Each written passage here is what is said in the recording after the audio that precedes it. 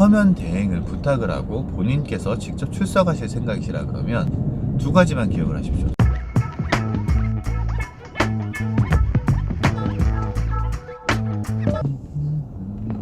안녕하세요. 예, 박희원 변호사입니다. 네, 지금 출근하는 길 영상을 잠깐 찍고 있는데요. 평소에 저는 차를 거의 안 가지고 다닙니다. 예, 거의 뭐 저녁에 술약속이 있거나 아니면은 오전에 잠깐 출근하는 길에 뭐 따릉이나 아니면 대중교통 이용하면서 이렇게 넷플릭스도 좀 보고 이렇게 하는 게 너무 좋아서요. 운전하는 걸 별로 좋아하지 않아요. 그리고 주차 공간 자체도 좀 마땅치도 않고요. 대리기사님 불러가지고 왔다 갔다 하는 것도 기다리는 것도 너무 싫더라고요. 그래서 어제 사실은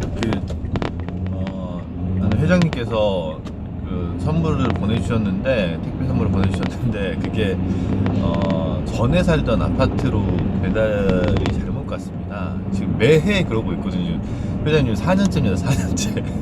네, 4년째인데 거기로 계속 보내세요. 그러니까 아마 다른 그 회장님이 보내주신 다른 선물들은 이제 명절 선물들 같은 것들 다 저희 지금 주소로 잘 오고 있는데, 아마 지금 이게 지금 완도 이제 미역하고 전복하고 이런 것들을 보내주시는데요. 근데 거기는 지금 주소가 업데이트가 안 됐나 봐요. 그래서 계속 그렇게 되고 있습니다. 아무튼 그걸 가지고 와야 돼가지고 차를 가지고 왔고요. 오늘 가는 길에 제가 뭐 주제를 하나씩 정하려고 그래요. 그러니까 지금 말씀드리고 싶은 거는 가장 최근에 어떤 이제 어르신이 저한테 물어본 겁니다.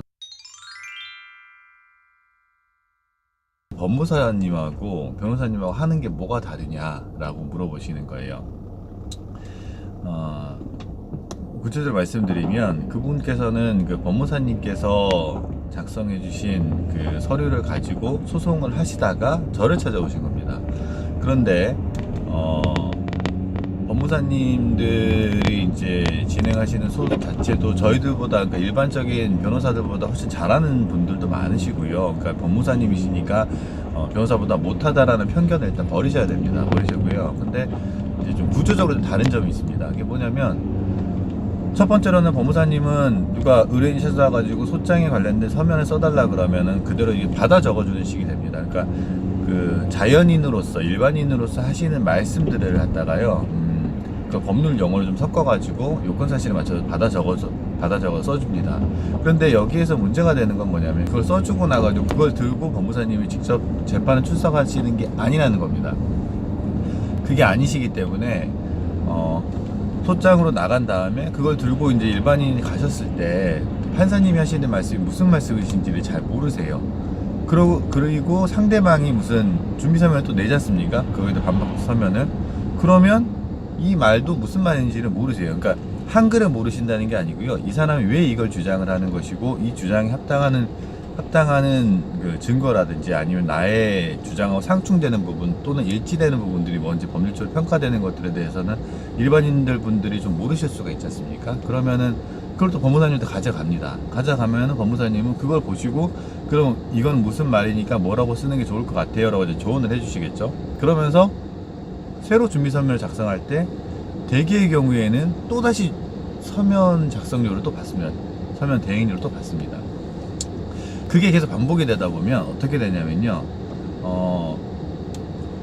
법무사님께서 그 보통 재판이 한 6개월에서 8개월 정도 간다고 가정을 했을 때, 전체적으로 처음에 시작을 할 때, 이 사람이 판결을 받을 때까지 어떤 식으로 소송을 이끌어 가야지 이 사람한테 유리하겠다라는 큰 틀을 보지 못하고, 단지 그때마다 오셨을 때 하시는 말씀들을 토대로 작성을 하실 수밖에 없다라는 게 첫 번째 단점입니다. 그리고 두 번째 단점은 뭐냐면요, 법무사님 같은 경우에는 지금 서면을 검토하고 서면을 보여줄 대상, 그리고 그거에 대해 가지고 코멘트를 들을 대상이 재판장님이나 상대방 변호사가 아니에요.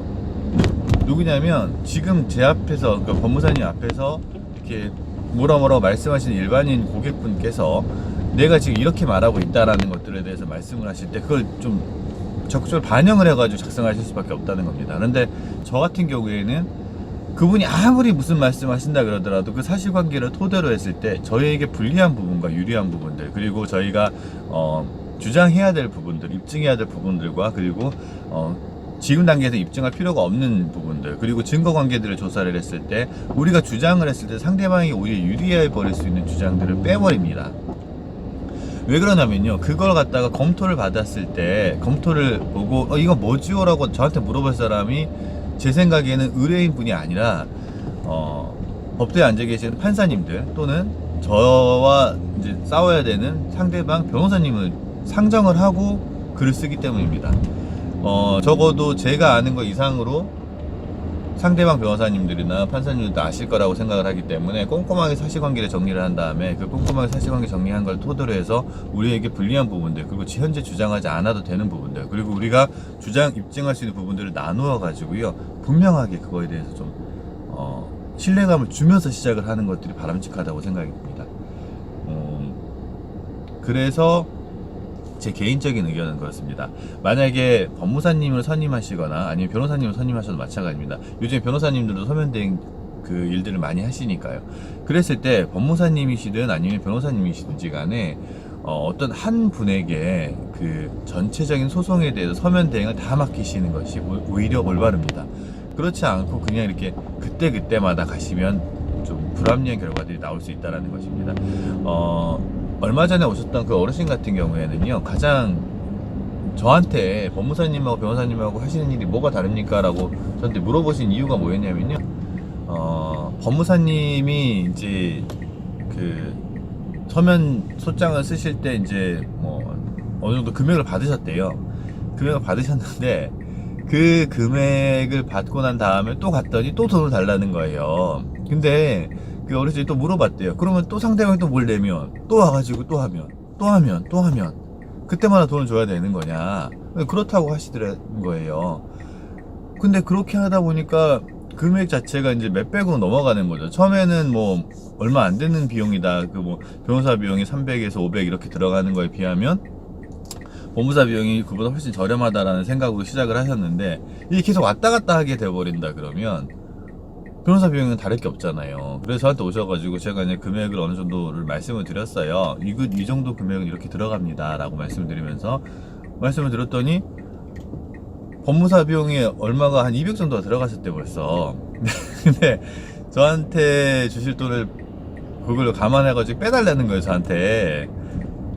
그래서 그러면서 제가 이거는 좀 어렵고, 차라리 그럴 거면 처음부터 저희 변호사실에 오셨으면 아예 굳이 재판에 가셔가지고 그냥 판사님한테 그렇게 혼 안 나고 좀 귀한 시간 내셔가지고 출석 기다리시고 그냥 맡겨 놓으셨으면 그냥 저희가 재판 다녀오고 상대방이 진행하는 내용들에 대해서 뭐 전화나 아니면 미팅 잡아가지고 편안하게 차 한잔하면서 이야기 말씀드리고 소송 진행 방향에 대해 가지고 같이 고민을 하면서 뭔가를 했었을 텐데 그 부분이 아쉽다라고 말씀을 드렸고요. 그래서 제가 그냥 그분한테는 좀 죄송한 말씀이지만 그 어르신께서 현재 그 당시에 갖고 계시던 그 금액으로는 조금 어려우시다 그래서요. 그래서 근데 다행스럽게도 제가 보기에는 그래요, 좀 설명을 좀 잘 드렸고요. 오해 푸시고 그 법무사님한테 가셔가지고 요 서면을 좀 부탁을 해주세요라고 말씀을 드렸어요. 그러니까 그래서 그걸 제가 조금 그 타이핑을 해가지고 메모지 비슷하게 드렸습니다. 그래서 거기 가셔가지고 그냥 한 50만 원 정도 주시고 그냥 요 서면 간단하게 쓰시고 하셨으면 좋겠다라고 말씀을 드렸습니다. 훌륭한 법무사님들 많으시고요, 훌륭한 변호사님들 많으십니다. 훌륭한 행정사님, 세무사님, 노무사님, 회계사님 많으십니다. 그런데 상대 직역에 대해 가지고 이제 어느 정도 비난을 할 때 보면요, 가장 법무사님들도 이런 법무사는 있으면 안 돼라는 법무사님을 지적을 하시고요, 변호사님들도 상대방 직역에서 변호사를 비난을 할 때에는 정말 저희들이 봐도 저건 변호사가 아니야 라고 생각되는 그런 부분들 있잖아요. 그런 분들에 대해서 비난을 하십니다. 근데 그렇게는 안 했으면 좋겠어요. 분명히 차이가 있습니다. 정리해서 말씀드리겠습니다. 첫 번째, 법무사님하고 변호사님하고 재판 과정에서 차이점은, 첫 번째로는 법무사님은 재판에 참여하실 수가 없으십니다. 그래서 서면만 대행할 수 있습니다. 두 번째, 법무사님은 제가 아는 범위 내에서는 대개의 경우 소장을 작성하고 재판을 대응을 하실 때 단타로 끊어서 칠 수밖에 없습니다.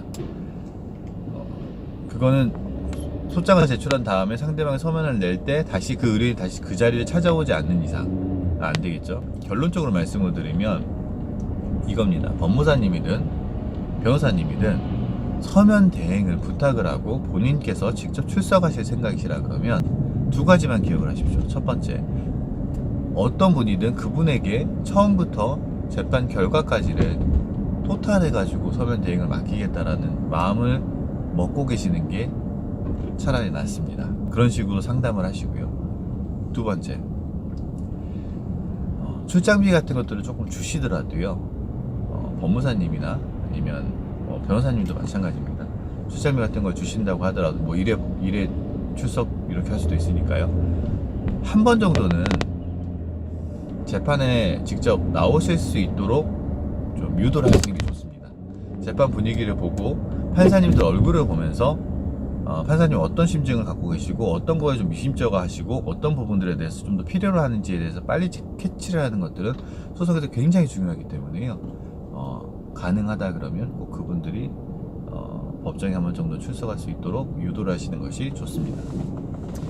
세 번째, 조금 솔직하게 말씀을 드리면 좀 금액이 좀 부담이 되신다고 하더라도 제대로 된 상담을 받으시고 제대로 된 소장을 준비하셔서 제대로 된 소송을 진행하시는 것이 가장 안전합니다. 네, 이상 박 변호사였습니다. 안녕.